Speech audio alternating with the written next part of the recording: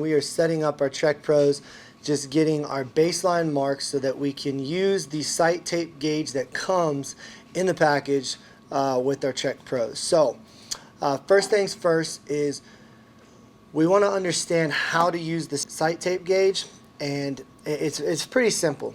For most archers using a 5-pin sight, their pins are going to be set 20, 30, 40, 50, and 60.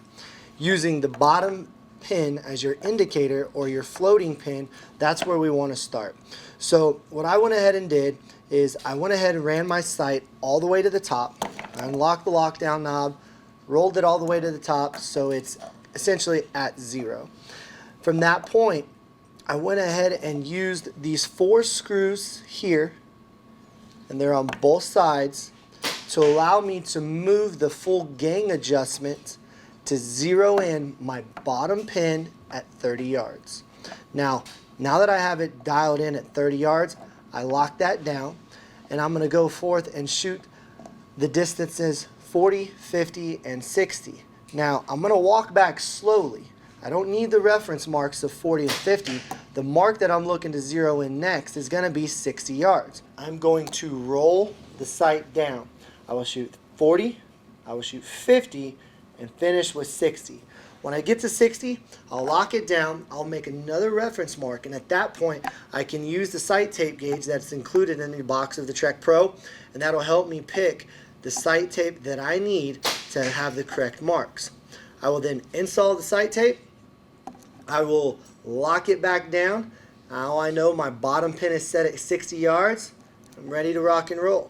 You may notice that your indicator pin doesn't line up exactly with the 60-yard mark, but that's okay.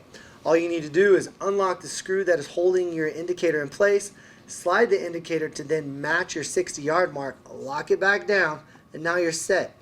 The indicator pin is then set 60 onto the further distances all the way out to 130, and you can go ahead and move that dial to get to the desired distance using your bottom pin as your indicator pin. Once you've sighted in all your pins individually, you can now utilize the top indicator pin at whatever distance you choose. I prefer to set my top indicator pin at 20. So I have 2 references, 20 and 60. When those 2 indicators are dialed in, I'm ready to go. If I choose to dial that sight lower than 60, my bottom pin may now set at 85 yards. Well, if I have an opportunity for a closer shot, I at least now have a second pin to help me out and help me know what distance I am for a closer opportunity. It's that simple.